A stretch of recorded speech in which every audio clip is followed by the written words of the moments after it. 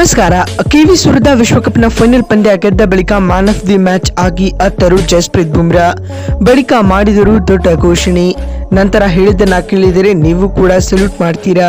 ಹಾಗಾದರೆ ಸುದ್ದಿಯ ಕಂಪ್ಲೀಟ್ ಮಾಹಿತಿ ಏನು? ಅಷ್ಟಕ್ಕೂ ಕಿವೀಸ್ ವಿರುದ್ಧ ಭಾರತ ವಿಶ್ವಕಪ್ನ ಫೈನಲ್ ಪಂದ್ಯ ಗೆದ್ದ ಬಳಿಕ ಪಂದ್ಯಶ್ರೇಷ್ಠ ಪ್ರಶಸ್ತಿ ಪಡೆದು ಜಸ್ಪ್ರೀತ್ ಬುಮ್ರಾ ಹೇಳಿದ್ದೇನು ಗೊತ್ತಾ? ಇದರೆಲ್ಲದರ ಬಗ್ಗೆ ಈ ವಿಡಿಯೋದಲ್ಲಿ ಕಂಪ್ಲೀಟ್ ಆಗಿ ತಿಳಿಸ್ಕೊಡ್ತಾ ಹೋಗ್ತೀನಿ, ಆದ್ದರಿಂದ ಕೊನೆವರೆಗೂ ನೋಡಿ.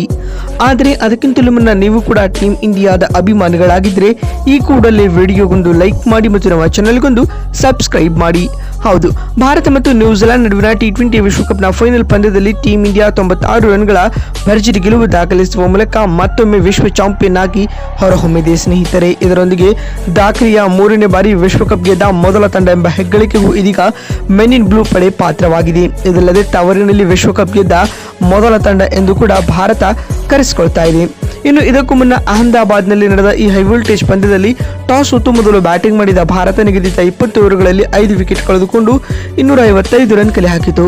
ತಂಡದ ಪರ ಸಂಜು ಸ್ಯಾಮ್ಸನ್ 89 ಹಾಗೂ ಅಭಿಷೇಕ್ ಶರ್ಮಾ ಮತ್ತು ಇಶಾನ್ ಕಿಶನ್ ತಲಾ ಅರ್ಧಶತಕಗಳ ಅದ್ಭುತ ಆಟವಾಡಿದರು. ಅತ್ತ ಜಿಮ್ಮಿ ನಿಶಮ್ 3 ವಿಕೆಟ್ ಕಿತ್ತು ಮಿಂಚಿದರು. ಟ್ರೋಫಿ ಗೆಲ್ಲಲು 256 ರನ್ಗಳ ಬೆಟ್ಟದಂತಹ ಗುರಿಯನ್ನು ಬೆನ್ನಟ್ಟಿದಂತ ಕಿವೀಸ್ ತಂಡ ಪವರ್ ಪ್ಲೇನಲ್ಲಿ 3 ವಿಕೆಟ್ ಕಳೆದುಕೊಂಡು ಹಿನ್ನಡೆ ಅನುಭವಿಸಿತ್ತು. ಟೀಮ್ ಸಿಫರ್ಟ್ ಅರ್ಧಶತಕ ಬಾರಿಸಿದರಾದರೂ ಅವರಿಗೆ ಯಾರು ಕೂಡ ಉತ್ತಮ ಸಾಥ್ ನೀಡಿರಲಿಲ್ಲ. ಇನ್ನು ಕೊನೆಯಲ್ಲಿ ಡ್ಯಾರೆಲ್ ಮಿಚೆಲ್ ಹಾಗೂ ಮಿಚೆಲ್ ಸ್ಯಾಂಟ್ನರ್ ಕೊಂಚ ಹೋರಾಟ ನೀಡಿದರು. ನಾಯಕ ಮಿಚೆಲ್ ಸ್ಯಾಂಟ್ನರ್ 43 ರನ್ಗಳ ಇನ್ನಿಂಗ್ಸ್ ಆಡಿದರಾದರೂ ಹೆಚ್ಚು ಹೊತ್ತು ಕ್ರೀಸ್ನಲ್ಲಿ ನಿಲ್ಲಲಾಗದೆ ವಿಕೆಟ್ ಕೈಚೆಲ್ಲಿದರು ಸ್ನೇಹಿತರೆ. ಇದರೊಂದಿಗೆ ನ್ಯೂಜಿಲೆಂಡ್ 19 ಓವರ್ಗಳಲ್ಲಿ 259 ರನ್ ಕಲೆ ಹಾಕಿ ಆಲ್ ಔಟ್ ಆಯಿತು. ಈ ಮುಖ್ಯವಾಗಿ ಭಾರತ ಈ ಫೈನಲ್ ಪಂದ್ಯದಲ್ಲಿ 96 ರನ್ಗಳ ಭರ್ಜರಿ ಗೆಲುವು ದಾಖಲಿಸಿತು. ಇನ್ನೊಂದಿನ ಪಂದ್ಯದಲ್ಲಿ ಭಾರತದ ಪರ 4 ವಿಕೆಟ್ ಕಿತ್ತು ಮಿಂಚಿದ ಜಸ್ಪ್ರೀತ್ ಬುಮ್ರಾ ರವರು ಪಂದ್ಯಶ್ರೇಷ್ಠ ಪ್ರಶಸ್ತಿಯನ್ನ ಪಡೆದುಕೊಳ್ತಾರೆ ಸ್ನೇಹಿತರೆ. ಮತ್ತು ಪಂದ್ಯ ಮುಕ್ತಾಯದ ಬಳಿಕ ಮಾತನಾಡಿದ ಅವರು ಭಾವುಕರಾಗಿ ಈ ರೀತಿಯಾಗಿ ಹೇಳಿದ್ದಾರೆ: ನನ್ನ ಸ್ವಂತ ಊರಿನ ಮೈದಾನದಲ್ಲಿ ಇಷ್ಟು ದೊಡ್ಡ ಮಟ್ಟದ ಗೆಲುವು ಸಾಧಿಸಿರುವುದು ಅತ್ಯಂತ ವಿಶೇಷವಾಗಿದೆ. ಕಳೆದ ಬಾರಿ ಇದೇ ಮೈದಾನದಲ್ಲಿ ನಡೆದ ಫೈನಲ್ನಲ್ಲಿ ನಾವು ಗೆಲ್ಲಲು ಸಾಧ್ಯವಾಗದ ನೋವು ನನ್ನಲ್ಲಿತ್ತು.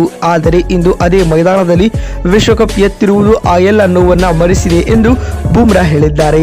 ಮಾತು ಮುಂದುವರಿಸಿದ ಅವರು, ನನ್ನ ಯೋಜನೆ ಮತ್ತು ತುಂಬಾ ಸರಳವಾಗಿತ್ತು. ಪಿಚ್ ಬ್ಯಾಟಿಂಗ್ಗೆ ಪೂರಕವಾಗಿದೆ ಎಂದು ತಿಳಿದಿತ್ತು.